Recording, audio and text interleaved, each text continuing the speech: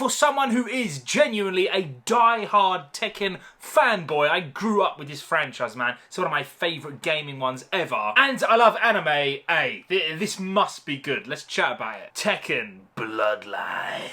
This is a brand new anime on Netflix. It is 6 episodes long. Each episode is between like 20 and 30 minutes, and it is very much rated PG, PG-12, PG-13. You get it. It's different in different places. You know what I mean. And story-wise, with zero spoilers, if you played the games, bruv, especially Tekken 3, you know what's going on, man. Focuses immediately on Jin. He's living with his mum.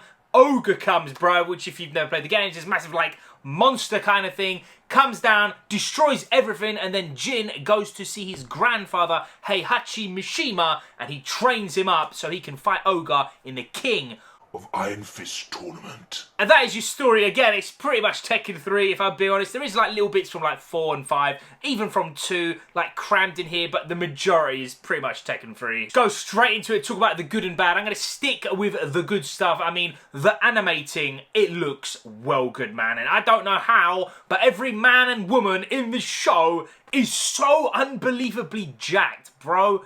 I don't think there's a person in real life that has the body that some of these guys and girls have. It is absolutely ridiculous, but it looks so sick. In fact, like, the animating as a whole, it is really sick, man. Visual-wise, is a straight-up 10. I'm not even capping. It looks fantastic. It has its own, like, unique style, and it's throughout the whole show. It's wicked. Also, the fighting, I mean, that is a major thing it had to get right, and it done it.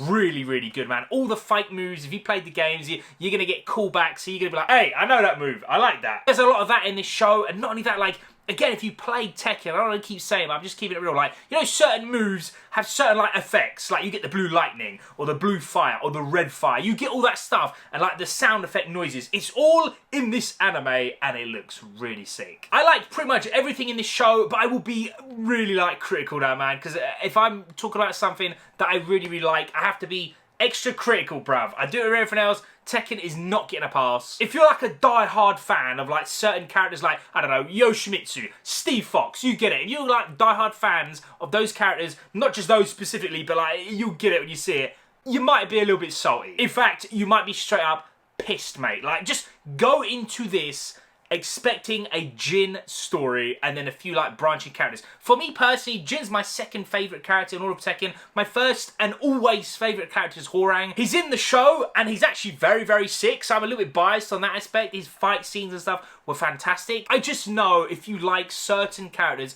they are not in here. This is not a show that's only 6 episodes long and it's very, very quick. You can blast through this in like an afternoon. Just have that in here, bruv. Like, there's a lot of characters, A-list characters, that are nowhere to be seen in this show. It's a little bit disappointing, if I'm being honest. Also, the runtime, I think, for me personally, is the worst thing about this show. It's way too short. This should have been 10 episodes and focus on more characters. I know it's Bloodline, it is dealing with Jin and the whole Mishima stuff, and I get it, bro. I 100% get it. I've played every single bloody Tekken game, but for those who don't know Tekken, never played Tekken, this was your chance to introduce all the characters and just have a proper sicko tournament. I don't know. That was the most disappointing thing for me, but the goods definitely outweighed the bads, and I'm gonna give Tekken Bloodline 7 nerds out of 10.